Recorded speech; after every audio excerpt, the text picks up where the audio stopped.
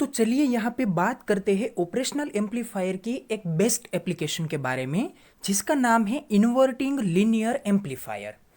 जैसे कि हम जानते हैं कि ऑपरेशनल एम्पलीफायर में जो ये वर्ड है एम्पलीफायर, ये हमें यही बताता है कि ये जो आपका ऑपरेशनल एम्पलीफायर है वो अपने अंदर दिए जाने वाले सिग्नल को एम्पलीफाई कर सकता है, जो कि एम्पलीफिकेशन हम हमारे पर्पस के मुताबिक यहाँ पे एडजस्ट करते हैं।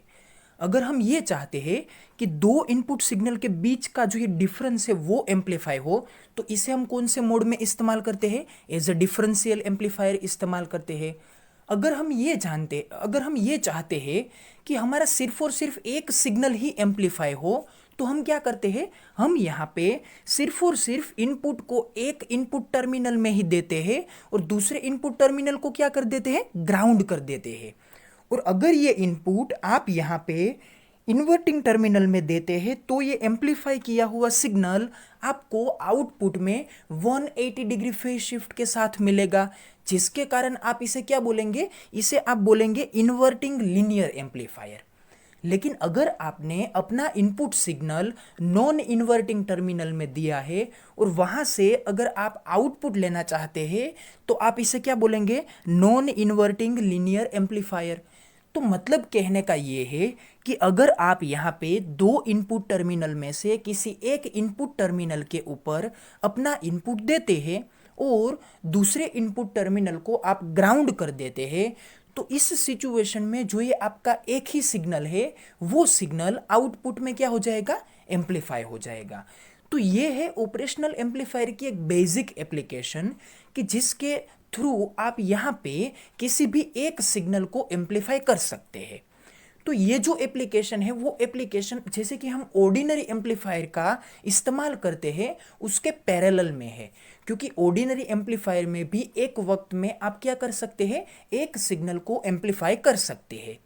तो उसी टर्म्स के बेसिस के ऊपर आप यहाँ पे भी एक सिग्नल को एम्पलीफाई कर सकते हैं।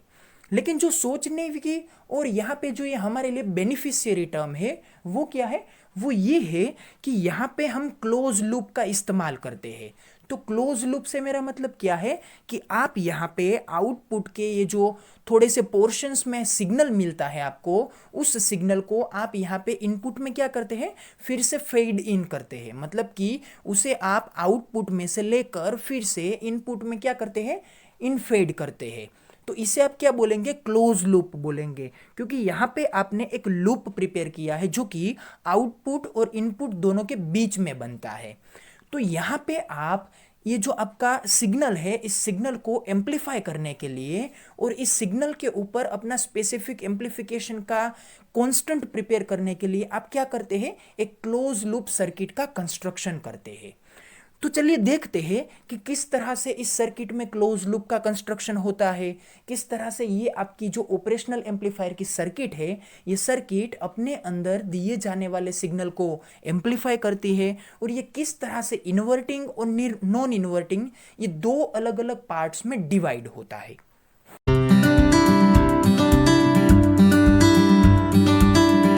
तो पहले तो यहाँ पे लीनियर एम्पलीफायर की डेफिनेशन को देखिए। असल में लीनियर एम्पलीफायर का मतलब क्या होता है कि अगर आप किसी भी एम्पलीफायर सर्किट में एक इनपुट प्रोवाइड करते हैं, तो वो सर्किट उस इनपुट को ऑर्डिनरी सिचुएशन में एम्पलीफाई करके आपको आउटपुट में क्या दे देता है? वोल्टेज लेवल को राइज अप करके एक एम्पलीफाई किया हुआ सिग्नल आपको दे देता है। तो इसे आप क्या बोलते हैं? लीनियर एम्पलीफायर बोलते हैं। तो अभी हम यहाँ पे ऑपरेशनल एम्पलीफायर को भी कुछ इसी तरह से लीनियर एम्पलीफायर के थ्रू ही यहाँ पे क्या करने वाले हैं? इस्तेमाल करने वाले हैं, क्योंकि असल में ये आपका ऑपरेशनल एम्पलीफायर या तो डिफरेंशियल एम्पलीफायर क्या कर सकता है? ये adder, subtractor, integrator, differentiator, comparator, unity follower, कुछ ऐसी एप्लीकेशंस के लिए असल में इस्तेमाल होता है। लेकिन अगर आप कुछ ऐसी एडवांटेज वाली या फिर कुछ ऐसी एडवांस एप्लीकेशन को बाजू में रखकर आप अगर यहाँ पे कोई एक स्पेसिफिक एप्लीकेशन के लिए इसे लेना चाहते हैं, तो वो स्पेसिफिक या फिर ऑर्डिनरी एप्लीकेशन क्या हो सकती है? वो है लीनियर एम्पलीफायर। और ये लीनियर एम्पलीफायर इनके दो अलग अलग इनपुट टर्मिनल होने की वजह से अलग अलग दो पार्ट्स में डिवाइड होती है। एक को हम बोलेंगे इन्वर्टिंग एम्पलीफायर, दूसरे को हम बोलेंगे नॉन इन्वर्टिंग एम्पलीफायर। तो पहले हम यहाँ पे लीनियर एम्पलीफायर की डेफिनेशन को देखते हैं। डेफिनेशन क्या है? Let us consider the functioning of an op-amp as a constant gain amplifier with the inverting and non-inverting configuration। मतलब कि जैसे ही आप यहाँ पे ऑपरेशनल एम्पलीफायर को एक कांस्टेंट गेन के साथ इस्तेमाल करते हैं, तो ये जो एम्पलीफिकेशन का पर्पस प्रिपेयर होके आता है, इसे आप क्या बोलेंगे? इन्वर्टिंग या फिर नॉन इन्वर्टिंग कॉन्फ़िगरेशन, या फिर इसे आप ये बोल सकते हैं कि ये इन्वर्टिंग या तो नॉन इन्वर्टिंग एम्पलीफायर है। तो ये बनता है लीनियर एम्पलीफायर कि अगर इसमें दिए जाने वाले एक टाइप के सिग्नल को आप आउटपुट में ऑर्डिनरी सिचुएशन में एम्पलीफाई करके दे देते हैं, तो इसे आप क्या बोलेंगे? लीनियर एम्पलीफायर बोलेंगे। तो लीनियर एम्पलीफायर में होना क्या चाहिए? यहाँ पे एक कांस्टेंट गेन होना चाहिए। मतलब कि जैसे ही आप यहाँ पे सर्किट डिजाइन करते हैं, तो इस सर्किट की कॉन्फ़िगरेशन के ऊपर बेसिस ये जो आपका एम्पलीफायर का गेन होगा, वो गेन कैसा होना चाहिए? कांस्टेंट होना चाहिए। तो हम इस सर्किट में भी देखेंगे कि इस सर्किट का जो गेन बन के आएगा, वो गेन किस तरह से कांस्टेंट है। अगर वो गेन कांस्टेंट है तो ये लीनियर एम्पलीफायर बनेगा ही बनेगा, लेकिन ये गेन किस तरह से कांस्टेंट है, ये आपको यहाँ पे देखना चाहिए। तो असल में ये कांस्टेंट गेन और इसके साथ साथ हमने ये बोला कि ये लीनियर एम्पलीफायर है, ये किस तरह से होगा ये आपको मैं थोड़ा सा बता देता हूँ। देखिए, अगर मैं एक ग्राफ ड्रॉ करने की कोशिश करता हूँ और अगर इस ग्राफ में मैं एक्स एक्सिस के ऊपर यहाँ पे इनपुट वोल्टेज का एप्लीकेशन लेता हूँ और यहाँ पे वाई एक्सिस के ऊपर मैं आउटपुट में मिलने वाले वोल्टेज की बात करता हूँ, तो अगर इनपुट वोल्टेज और आउटपुट वोल्टेज इन दोनों के बीच का रिलेशन अगर मुझे कुछ इस तरह से एक स्ट्रेट लाइन मिलती है, तो इसका मतलब क्या होता है कि यहाँ पे इनपुट वोल्टेज और आउटपुट वोल्टेज इन दोनों के बीच में कैसा रिलेशन है? ये है लीनियर रिलेशन। तो अगर ये लीनियर रिलेशन है तो इसका मतलब ये है कि इसका स्लोप क्या होगा? स्लोप एक स्पेसिफिक वैल्यू में कांस्टेंट वैल्यू मिलेगी। तो ये स्लोप क्या बनेगा? स्लोप की डेफिनेशन है वाई एक्सिस की क्वांटिटी अपॉन एक्स एक्सिस की क्वांटिटी। तो वाई एक्सिस की क्वांटिटी क्या है? वो है यहाँ पे वी ओ, और एक्स एक्सिस की क्वांटिटी क्या है? वो है यहाँ पे वी इन। तो इसे आप क्या बोलेंगे? इसे आप यहाँ पे वी ओ अपॉन वी इन, मतलब कि इसे आप बोल सकते हैं ए वी, जिसे हम अच्छी तरह से जानते हैं गेन के नाम से। तो ये वोल्टेज गेन के नाम से जाना जाएगा। तो वोल्टेज गेन का असल का इक्वेशन क्या है? Output voltage upon input voltage. मतलब ये होता है कि यहाँ पे अगर मैं वी ओ को एज अ सब्जेक्ट लेता हूँ तो मुझे इक्वेशन क्या मिलेगा? ए वी इंटू वी इन। मतलब कि ये आपका आउटपुट वोल्टेज इनपुट वोल्टेज को ए वी से मल्टीप्लाई करने के कारण जो वैल्यू मिलेगी उस वैल्यू के इक्वल में होगा। तो यहाँ पे ए वी क्या है? ए वी असल में जो सर्किट आप डिजाइन करते हैं उस सर्किट के कारण पूरे के पूरे एम्पलीफायर की जो एम्पलीफाई करने की कैपेबिलिटी प्रिपेयर होती है, इसे आप क्या बोलते हैं? इसे आप बोलते हैं वोल्टेज गेन, जो कि पूरी की पूरी एम्पलीफायर सर्किट के लिए एक की वर्ड है, या फिर एक कंसिडर कीजिए कि एक इंपॉर्टेंट टर्म है कि जिसके ऊपर ही आपका एम्पलीफायर डिपेंड्स है। तो यहाँ पे आप ये देख सकते हैं कि आउटपुट वोल्टेज और इनपुट वोल्टेज दोनों के बीच का ये जो रिलेशन है, ये रिलेशन क्या आता है? लीनियर आता है। तो अगर मैं यहाँ पे स्लोप की बात करता हूँ तो ये स्लोप एक्सचेंज हो सकता है। मतलब कि ये जो पहले कंडीशन में लाइन थी वो ये कुछ इस तरह से थी, तो अगर यहाँ पे स्लोप आपका 1 है तो क्या होगा? जितना वोल्टेज लेवल इनपुट में जाएगा उतने ही वैल्यू का वोल्टेज आपको कहाँ पे मिल जाएगा? आउटपुट में मिल जाएगा। मतलब कि नो एनी एम्पलीफिकेशन, कोई भी एम्पलीफिकेशन यहाँ पे नहीं होगा, क्योंकि यहाँ पे स्लोप क्या बनता है? 1 बनता है। तो स्लोप 1 बनने का मीनिंग क्या है? A V, voltage gain will be 1। तो यहाँ पे ये सर्किट डिजाइन करने का तो हमें कोई भी बेनिफिट नहीं मिलेगा कि अगर आपका एम्पलीफायर सिर्फ और सिर्फ इनपुट वोल्टेज के लेवल को आउटपुट वोल्टेज में एज इट इज दे देता है, तो हमें ऐसी सर्किट का यहाँ पे कोई काम नहीं है, क्योंकि यहाँ पे एम्पलीफिकेशन हमें को नहीं देखने को मिलता है। तो हमें क्या करना चाहिए? हमें ऐसी सर्किट डिजाइन करनी चाहिए कि जिसमें वी ओ और वी इन इन दोनों के बीच का जो रिलेशन है ये रिलेशन लीनियर रहे और दूसरी बात कि यहाँ पे आपको मैक्सिमम स्लोप मिले, कि जिसके कारण क्या होता है कि जिसके कारण आपको मैक्सिमम एम्प्लीफिकेशन का ये जो गेन है वो गेन मिल सकता है। तो कंसीडर कीजिए कुछ इस टाइप का रिलेशन कि जिसमें स्लोप क्या है, ज़्यादा है, क्योंकि यहाँ पे जैसे ही इतने ही वोल्टेज लेवल में ये इनपुट इंक्रीज होता है तो आउटपुट यहाँ पे इतने लेवल में क्या हो जाता है, इंक्रीज हो जाता है। तो ये यहाँ पे ये हमें बताता है कि ये इसका जो स्लोप है वो स्लोप क्या है, ज़्यादा है। तो ज़्यादा स्लोप होने के कारण यहाँ पे आपको एम्प्लीफिकेशन क्या मिलेगा, ज़्यादा मिलेगा। तो यहाँ पे देखिए कि वी इन और वी ओ इन दोनों के बीच में जो रिलेशन है वो क्या है, लीनियर है, जिसके कारण आप इसे क्या बोलते हैं, लीनियर एम्पलीफायर बोलते हैं।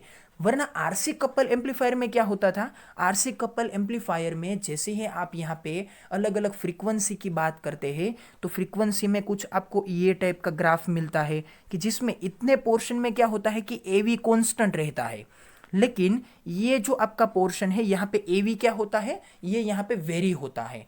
तो आपको ये बात अच्छी तरह से समझनी चाहिए कि अगर कोई भी इनपुट वोल्टेज के कंपैरिजन में जो आपको एम्पलीफायर का आउटपुट मिलता है वो आउटपुट अगर सभी इनपुट वोल्टेज के कंपैरिजन में एक स्पेसिफिक रेशियो से इंक्रीज हुआ मिलता है तो इसे आप क्या बोलेंगे, लीनियर एम्पलीफायर बोलेंगे।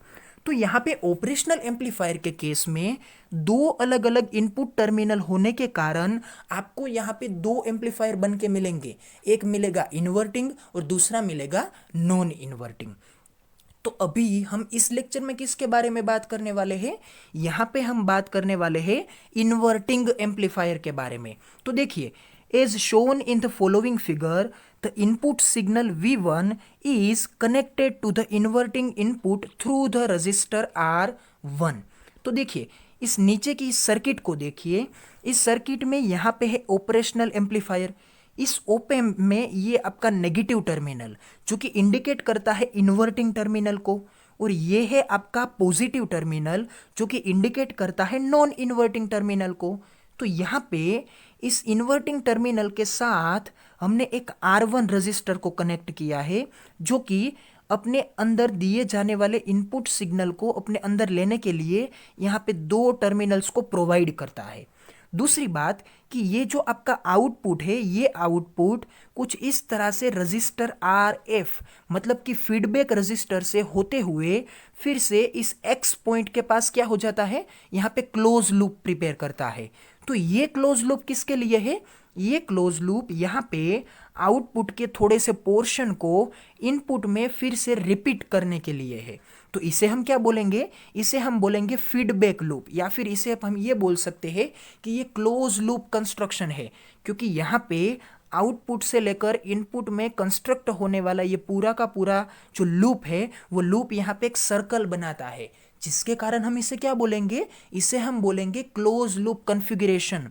तो यहाँ पे ये जो आउटपुट का पोर्शन है ये आउटपुट का पोर्शन एक फीडबैक रजिस्टर के थ्रू यहाँ पे एक्स पॉइंट के पास क्या हो जाता है, फिर से कनेक्ट हो जाता है, और इसी एक्स पॉइंट के पास आपका इनपुट इस R1 रजिस्टर के थ्रू होते हुए कहाँ पे आता है, ये आपके इन्वर्टिंग टर्मिनल के पास आता है। तो यहाँ पे आप ये देख सकते हैं कि हमने सिर्फ और सिर्फ एक ही सिग्नल को क्या किया है, इनपुट में दिया है, और उसके कारण आपको यहाँ पे एक सिग्नल क्या मिलता है, आउटपुट में मिलता है। और ये जो आपका दूसरा टर्मिनल है जो कि इनपुट में कौन से नाम से जाना जाता है, नॉन इन्वर्टिंग टर्मिनल के नाम से जाना जाता है।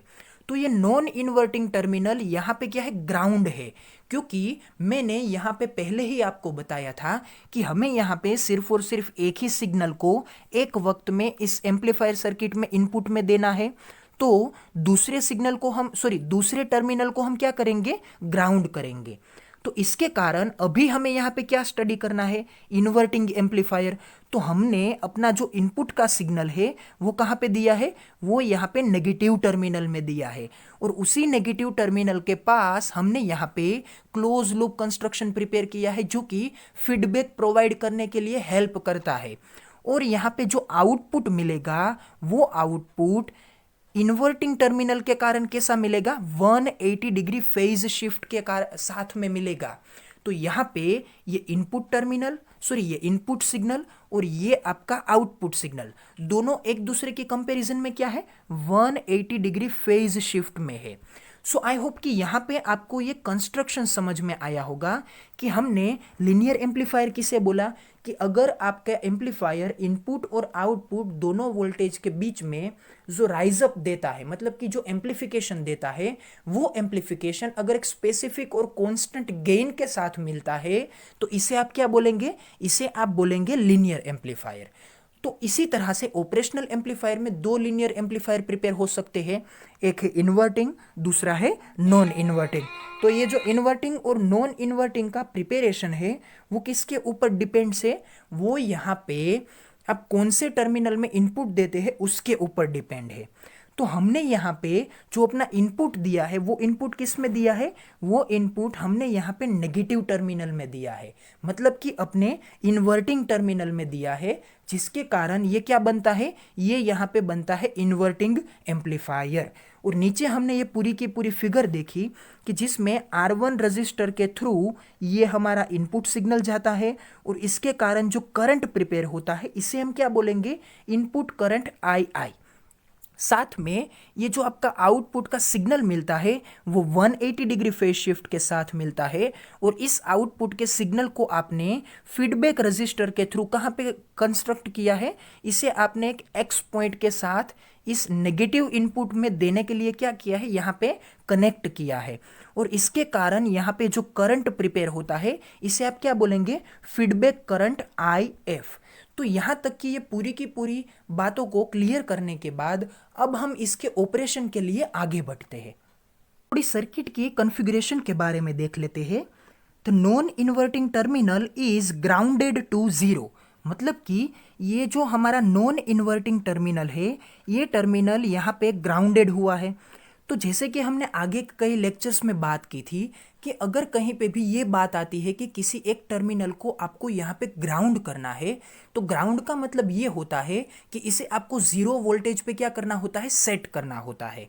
तो यहाँ पे नॉन इन्वर्टिंग जो टर्मिनल है वो यहाँ पे कहाँ पे है, ग्राउंड की कंडीशन में है, मतलब कि इसे आपको 0 वोल्टेज प्रोवाइड करना है। And a feedback register RF is connected between the output and inverting input, मतलब कि ये जो आपका फीडबैक रजिस्टर RF है वो यहाँ पे आउटपुट टर्मिनल और ये आपके इन्वर्टिंग इनपुट टर्मिनल, इन दोनों के बीच में क्या है, कनेक्टेड है, जिसके कारण आपको क्या मिलता है, यहाँ पे क्लोज लूप का कंस्ट्रक्शन मिलता है। फिर आगे क्या दिया गया है यहाँ पे देखिए, while dealing with the op-amp two important things to remember are no current flows into the input terminals and V1 is always equals to V2। मतलब कि जैसे ही आप यहाँ पे ऑपरेशनल एम्पलीफायर की कॉन्फ़िगरेशन के बारे में बात करते हैं तो आपको यहाँ पे दो बातों को अच्छी तरह से याद रखना है। एक बात क्या है, no current flows into the input terminals, and जो दूसरी बात है वो क्या है, V1 is always equals to the V2। तो ये V1 और V2 क्या है, देखिए V1 है मतलब कि ये जो आपका इन्वर्टिंग टर्मिनल है, ये इन्वर्टिंग टर्मिनल अभी यहाँ पे इनपुट देने के लिए प्रोवाइड किया गया है, और ये आपका नॉन इन्वर्टिंग टर्मिनल कहाँ पे है, ग्राउंडेड है। तो यहाँ पे जो आप V1 वोल्टेज कहाँ पे देते हैं, यहाँ पे इनपुट में देते हैं, तो ये V1 वोल्टेज आप इनपुट में देते हैं, लेकिन यहाँ पे ये जो आपका दूसरा इनपुट टर्मिनल है वो असल में क्या है, वो ग्राउंडेड है, मतलब कि आपने इसे 0 वोल्टेज लेवल पे कंस्ट्रक्ट किया है। लेकिन होता क्या है कि यहाँ पे सभी टर्मिनल्स क्या होते हैं, ग्राउंड होते हैं। तो जिसके कारण जैसे ही आपका ये इनपुट का टर्मिनल है, इस इनपुट टर्मिनल का जो वोल्टेज लेवल होगा वो यहाँ पे इस ग्राउंड के कारण इस दूसरे इनपुट टर्मिनल के साथ क्या हो जाएगा, कनेक्ट हो जाएगा, जिसके कारण यहाँ पे भी वोल्टेज का एक इक्वल प्रपोर्शन यहाँ पे नेगेटिव पोर्शन के वक्त प्रोवाइड होगा। तो इसका मतलब ये होता है कि यहाँ पे V1 और V2 दोनों का कितने हैं, इक्वल प्रपोर्शन में यहाँ पे अप्लाई हो चुके हैं। दूसरी बात कि यहाँ पे कोई भी करंट फ्लो नहीं होगा। कहाँ पे? इनपुट टर्मिनल में कोई भी करंट यहाँ पे फ्लो नहीं होने वाला है। मतलब कि आप यहाँ पे जो करंट अप्लाई करते हैं उस करंट के कारण और यहाँ पे ये जो आपका फीडबैक करंट मिलेगा उस करंट के कारण, मतलब कि दोनों करंट की इफेक्ट के कारण यहाँ पे इन्वर्टिंग टर्मिनल में ये जो जाने वाला करंट है वो करंट यहाँ पे इफेक्टिवली क्या बनेगा? जीरो बनेगा। अगर यहाँ पे ये इफेक्टिवली जीरो बनता है तो इसे हम क्या बोल सकते हैं कि ये वर्चुअल ग्राउंड जैसा है। तो वर्चुअल का मतलब क्या होता है कि ये रियल में नहीं होता है, लेकिन ये आपको ऐसा कुछ दिखाई देता है। तो वर्चुअल का मीनिंग ये होगा कि यहाँ पे ये आपका इनपुट का करंट और यहाँ पे ये फीडबैक का करंट, ये जो दोनों करंट है वो एक दूसरे को क्या कर देते हैं? नलिफाई कर देते हैं, जिसके कारण इस पॉइंट के पास आपको क्या मिलता है? जीरो करंट मिलता है या फिर जीरो पोटेंशियल मिलता है, जिसके कारण क्या होगा कि ये आपका वर्चुअली ग्राउंडेड आपको दिखने लगेगा। मतलब कि एक ऐसा पॉइंट है जो कि वर्चुअल सिचुएशन में आपको ये लगेगा कि यहाँ पे वोल्टेज क्या है? जीरो है। तो ये किसके कारण होता है? और यहाँ पे ये जो आपका पोटेंशियल जीरो है वो यहाँ पे इनपुट करंट और आपके फीडबैक करंट के कारण हुआ है। तो अगर यहाँ पे पोटेंशियल जीरो है तो इसका जाहिर सा मतलब इस स्टेटमेंट का प्रूफ बनता है कि no current flows into the input terminal. अगर यहाँ पे पोटेंशियल जीरो बनता है वर्चुअली तो यहाँ पे कोई भी करंट इस इनपुट टर्मिनल में नहीं जाएगा। सो आई होप कि यहाँ पे आपको ये सभी क्लेरिफिकेशन समझ में आया होगा कि हमने यहाँ पे R1 रजिस्टर से अपने इनपुट को प्रोवाइड करना डिसाइड किया है और इस RF मतलब कि फीडबैक रजिस्टर के थ्रू हमने आउटपुट को फिर से इनपुट में देने के लिए इस रजिस्टर को यहाँ पे कनेक्ट किया है। अब देखिए, जैसे ही हम यहाँ पे इनपुट वोल्टेज लेवल कंसीडर कीजिए कि मैंने इनपुट वोल्टेज लेवल यहाँ पे V1 दिया है और ये जो मेरा रजिस्टर है वो क्या है? R1 है। तो यहाँ पे हम यहाँ पे ओहमिक रिलेशन के बेसिस के ऊपर ये जो आपका इनपुट करंट फ्लो होगा इसे हम क्या लिख सकते हैं? इसे हम यहाँ पे I1 या फिर II लिख सकते हैं। तो ये क्या बनेगा? I1 is equals to V1 upon R1। तो ये बनता है आपका इनपुट करंट, जो कि मैंने यहाँ पे इस इक्वेशन के फॉर्म में लिख रखा है कि जैसे ही मैं यहाँ पे इनपुट सिग्नल एक V1 वोल्टेज के लेवल के साथ यहाँ पे प्रोवाइड करता हूँ तो ये R1 रजिस्टर में से पास होने के कारण यहाँ पे ये जो करंट प्रिपेयर करेगा इसे मैं क्या बोल सकता हूँ? I1 या फिर II, जो कि इक्वल्स में आएगा V1 अपॉन R1। कुछ इसी तरह से अगर यहाँ पे मुझे आउटपुट में मिलने वाला वोल्टेज अगर VO है और ये आपका फीडबैक रजिस्टर RF है तो VO अपॉन RF ये किसके इक्वल में आएगा? ये यहाँ पे फीडबैक करंट IF या फिर आपके करंट I2 के इक्वल में आएगा। देखिए, ये दोनों जो नोटेशन है वो दोनों नोटेशन इक्वल ही है कि यहाँ पे अगर आप IF लिखे या फिर I2 लिखे दोनों का मतलब क्या है? सेम ही है। और यहाँ पे कौन सी साइन है? नेगेटिव साइन है। तो नेगेटिव साइन किसके कारण है? नेगेटिव साइन यहाँ पे इसलिए है क्योंकि ये जो आपका इनपुट का करंट है वो इनपुट का करंट यहाँ पे इन्वर्टिंग टर्मिनल में प्रोवाइड किया जा चुका है। तो इन्वर्टिंग टर्मिनल में जितने भी वोल्टेज का लेवल यहाँ पे जाएगा वो वोल्टेज का लेवल आउटपुट में आपको यहाँ पे इन्वर्टेड मिलेगा, मतलब कि 180 डिग्री फेज शिफ्ट के साथ मिलेगा, जिसे हमने यहाँ पे रिप्रेजेंट करने के लिए क्या डिसाइड किया है? नेगेटिव साइन प्रोवाइड करना डिसाइड किया है। सो आई होप कि यहाँ पे आपको दोनों करंट का ये जो इक्वेशन है वो इक्वेशन समझ में आ गया होगा। तो अभी इन दोनों इक्वेशन के ऊपर ही हमें ये समझना है कि इसकी ये जो पूरी की पूरी मैथमेटिकल कॉन्फ़िगरेशन किस तरह से वर्क करती है।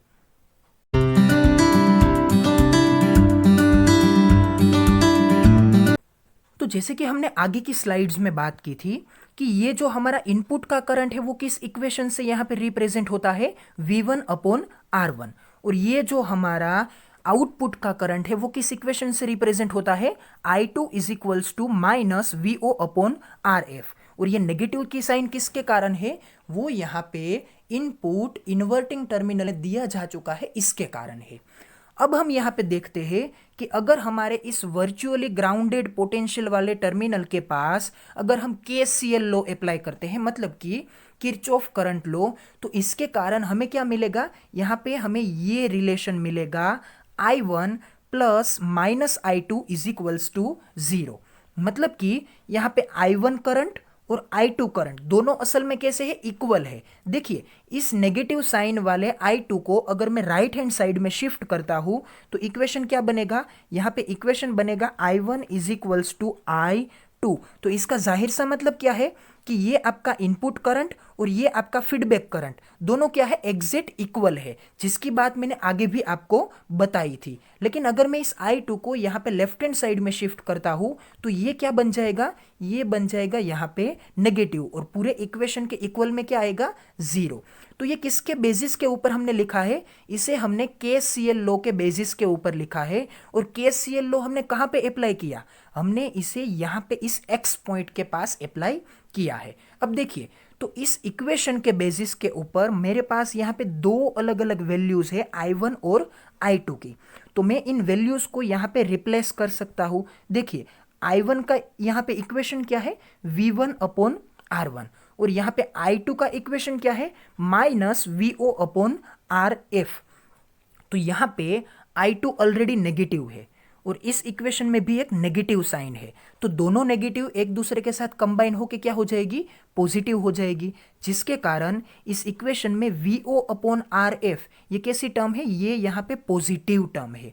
तो देखिए V1 upon R1 plus VO upon RF is equals to 0। अब मैं क्या करता हूँ, इस टर्म को यहाँ पे राइट हैंड साइड में शिफ्ट करता हूँ, तो क्या होगा, V1 upon R1 is equals to minus VO upon RF। तो मुझे यहाँ पे जो डिमांड है या फिर मुझे जो ज़रूरत है वो किसकी है, आउटपुट वोल्टेज की है, क्योंकि मुझे यहाँ पे ये चेक करना है कि इनपुट वोल्टेज की अलग अलग वैल्यूज़ के कंपैरिजन में मुझे जो आउटपुट वोल्टेज मिलने वाले हैं वो किस रिलेशन में और कितने फॉर्मेट में एम्पलीफाई होके मिलेंगे। तो इसके कारण मैं क्या करूँगा, इस इक्वेशन में से मैं यहाँ पे VO को एज अ सब्जेक्ट कंपेयर करूँगा। तो देखिए यहाँ पे मैंने VO अपॉन RF को एज अ सब्जेक्ट लिया है, जिसके कारण ये आपका V1 अपॉन R1 ये क्या हो जाता है, नेगेटिव टर्म हो जाता है। फिर क्या करता हूँ, यहाँ पे VO को एज अ सब्जेक्ट लेने के कारण क्या बनेगा, देखिए VO अपॉन V1, मतलब कि इस VO के डिनोमिनेटर में मैंने इस V1 को क्या कर दिया है, यहाँ पे शिफ्ट कर दिया है, और ये जो आपका RF है इसे मैंने यहाँ पे राइट हैंड साइड में शिफ्ट कर दिया है। तो क्या होगा, देखिए यहाँ पे आपको मिलेगा VO upon V1 is equals to minus RF upon R1। तो देखिए VO अपॉन V1 का मतलब क्या होता है, इसे हम बोलते हैं वोल्टेज गेन। जैसे कि हमारी गेन की डेफिनेशन है output property upon input property, तो यहाँ पे output voltage upon input voltage का फैक्टर है, तो इसका जाहिर सा मतलब ये होता है कि ये जो आपका इक्वेशन है ये इक्वेशन वोल्टेज गेन का इक्वेशन है।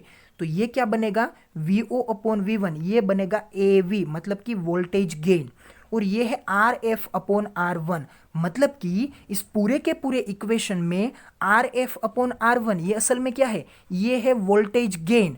और कंसीडर कीजिए कि अगर ये आपका RF और ये आपका R1 ये दोनों एक सर्किट की सिचुएशन में कांस्टेंट वैल्यू के हैं, तो इसका मतलब क्या होगा, RF अगर 100 किलो ओहम का है और अगर R1 आपका 50 किलो ओहम का है, तो ये तो पूरी के पूरी सर्किट में कभी भी चेंज नहीं होंगे।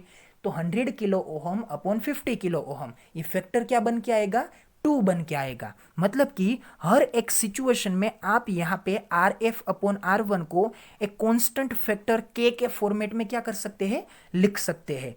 तो देखिए यहाँ पे इस इक्वेशन में आप RF अपॉन R1 इसे क्या लिखिए, AV या फिर माइनस K लिख दीजिए, जिसके कारण आपको जो पूरा का पूरा इक्वेशन बनेगा इनपुट और आउटपुट वोल्टेज के रिलेशन के बीच में, वो क्या बनेगा, VO is equals to minus K into V in. मतलब कि ये जो आपका VO है और ये जो आपका V1 है वो इस K फैक्टर के कारण क्या लिख जाते हैं, VO is equals to minus K into V in. तो देखिए ये हमारा जो ऑर्डिनरी एम्पलीफायर होता था, ये ऑर्डिनरी एम्पलीफायर के इक्वल्स में ये इक्वेशन बनता है, क्योंकि ऑर्डिनरी एम्पलीफायर में भी क्या होता है कि उस एम्पलीफायर का वोल्टेज गेन होता है AV, इस वोल्टेज गेन के साथ इसका इनपुट वोल्टेज मल्टीप्लाई होता है और ये किसके इक्वल में आएगा, ये यहाँ पे आउटपुट वोल्टेज के इक्वल में आएगा। तो कुछ इसी तरह से यहाँ पे इस इक्वेशन में AV इज इक्वल्स टू के है, तो यहाँ पे क्या आएगा, AV की बजाय यहाँ पे आएगा नेगेटिव के,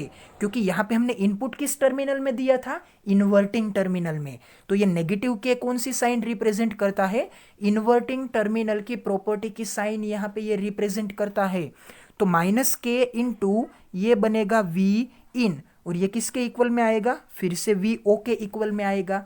मतलब कि ये जो पूरा का पूरा कॉन्फ़िगरेशन है या फिर ये पूरी की पूरी ये जो मैकेनिज्म है, ये मैकेनिज्म किसके इक्वल्स में है, ये है हमारे ऑर्डिनरी एम्पलीफायर की ये जो सभी वर्किंग प्रोसीजर है उस वर्किंग प्रोसीजर के इक्वल में है। तो हमने क्या किया था, ये हमने यहाँ पे इनपुट और आउटपुट दोनों करंट्स का इक्वेशन प्रिपेयर किया, फिर हमने यहाँ पे KCL लॉ अप्लाई किया, इनमें इन दोनों वैल्यूज को क्या किया, हमने रिप्लेस किया, और इस इक्वेशन में से हमने VO अपॉन V1 मतलब कि हमारे वोल्टेज गेन के इक्वेशन को यहाँ पे एडजस्ट किया, जिसके कारण हमें voltage gain is equals to क्या इक्वेशन मिलता है, RF अपॉन R1, और ये फाइनल इक्वेशन क्या बन के आता है, VO is equals to minus K into V in. तो अब हम यहाँ पे इस पूरे के पूरे लेक्चर के कंक्लूजन के बारे में बात करते हैं। लास्ट में हमें इक्वेशन क्या मिला है कि ये जो हमारा ऑर्डिनरी वोल्टेज गेन होगा वो किसके इक्वल में होगा, माइनस के इक्वल में होगा, और ये पूरा का पूरा आउटपुट वोल्टेज कैसे रिलेशन में लिखा जाएगा, VO is equals to minus K into V in. तो ये थे हमारे अभी तक के पूरे डिस्क्रिप्शन के बारे में मिलने वाले कंक्लूजन्स। अब हम बात करते हैं कि यहाँ पे आखिर में मैंने आपको क्या लिख के दे रखा है। From this result we can see that closed loop gain, मतलब कि ये है आपका पूरा का पूरा क्लोज लूप, और इस क्लोज लूप का गेन क्या है, ये है इसका गेन, और ये गेन क्या है, के है। तो ये के की वैल्यू हमें क्या मिली थी, के इज इक्वल्स टू हमें मिला था यहाँ पे RF अपॉन R1। मतलब कि कुछ इस तरह से हम यहाँ पे फीडबैक और इनपुट दोनों रजिस्टर्स को जैसे ही हम अलग अलग वैल्यूज के साथ यहाँ पे कनेक्ट करेंगे तो इसके कारण यहाँ पे ये जो के की वैल्यू है वो भी यहाँ पे वेरी होगी। सो क्या बोला था हमने यहाँ पे, from this result we can see that close loop gain of inverting amplifier depends on the ratio of two external resistor. मतलब कि ये पूरा का पूरा रेशियो किसके ऊपर डिपेंड है, ये हमारे दो एक्सटर्नल रजिस्टर। तो देखिए यहाँ पे ये जो गेन की प्रॉपर्टी है वो गेन की प्रॉपर्टी एक्सटर्नल एजेंसीज के ऊपर डिपेंड है, और ये एक्सटर्नल एजेंसीज क्या है, RF और R1। जबकि ऑर्डिनरी एम्पलीफायर में ये जो पूरी की पूरी एजेंसी प्रिपेयर होती थी एम्पलीफिकेशन की, वो भी कुछ इस तरह से रजिस्टर और ट्रांजिस्टर की इंटरनल कॉन्फ़िगरेशन के ऊपर डिपेंड होती थी। लेकिन वहाँ पे आपको कई सारे अलग अलग रजिस्टर्स को क्या करना पड़ता था, हैंडल करना पड़ता था, जबकि यहाँ पे आपको सिर्फ और सिर्फ दो रजिस्टर को ही क्या करना है, हैंडल करना है। तो देखिए ये जो पूरा का पूरा इक्वेशन है, इस इक्वेशन में R1 और RF दोनों के ऊपर ही ये सभी बातें डिपेंड्स है। तो यहाँ पे क्या बोला था, ratio of two external resistor RF and RI and is independent of amplifier parameters. मतलब कि एम्पलीफायर के दूसरे सभी पैरामीटर से ये जो आपका गेन है AV या फिर ये गेन है आपका K, वो क्या है, इनडिपेंडेंट है। वो सिर्फ और सिर्फ किसके ऊपर डिपेंड है, RF और R1 की अलग अलग वैल्यूज के ऊपर। तो ये हमारे लिए एक आसानी रहेगी कि अगर हम अपने एम्पलीफायर का गेन ज़्यादा या कम करना चाहते हैं तो हमें सिर्फ और सिर्फ यहाँ पे RF को ही हैंडल करना पड़ेगा। अगर हम RF को इंक्रीज करेंगे तो गेन भी इंक्रीज होगा, अगर हम यहाँ पे RF को डिक्रीज करेंगे तो गेन भी क्या होगा, डिक्रीज होगा, क्योंकि ये RF के डायरेक्टली प्रोपोर्शनल में है और R1 के इनवर्सली प्रोपोर्शनल में है। It is also seen that scales the input, it multiplies the input bye minus constant factor के। मतलब कि ये स्केल करता है, किस तरह से ये स्केल करता है, देखिए ये पूरे के पूरे इक्वेशन में यहाँ पे क्या है, नेगेटिव के है। मतलब कि आपका ये जो इनपुट है और आपका ये जो आउटपुट है वो डायरेक्टली यहाँ पे नेगेटिव के रिलेशन में है। तो इस सिचुएशन में जो आपको स्लोप मिलेगा वो क्या होगा, नेगेटिव होगा। तो यहाँ पे स्लोप थोड़ा आपको नेगेटिव मिलेगा। तो इसका मतलब ये है कि यहाँ पे ये जो इनपुट दिया गया है वो असल में इन्वर्टिंग इनपुट टर्मिनल में दिया गया है, लेकिन यहाँ पे के की वैल्यू के ऊपर कोई इफेक्ट नहीं आएगी। साइन तो सिर्फ और सिर्फ स्लोप की पॉजिटिव और नेगेटिव डायरेक्शन रिप्रेजेंट करता है, जबकि ये जो के की वैल्यू है वो तो डायरेक्टली आर एफ और आर वन की इंडिविजुअल वैल्यूज के ऊपर ही डिपेंडेंट रहेगी। तो ये बात आपको अच्छी तरह से याद रखनी है। Therefore it is also known as negative scaler. मतलब कि नेगेटिव स्केलर इसलिए बोला है क्योंकि यहाँ पे आपको एम्प्लीफिकेशन में सिग्नल तो मिलेगा, लेकिन ये सिग्नल इन्वर्टेड होगा, जिसके कारण इसे आप क्या बोलते हैं, नेगेटिव स्केलर बोलते हैं। और स्केलिंग इसलिए बोला है क्योंकि एक स्पेसिफिक वैल्यू के साथ ये क्या हुआ है, मल्टीप्लाई हुआ है। सो आई होप कि यहाँ पे आपको ये पूरा का पूरा क्लेरिफिकेशन समझ में आ गया होगा।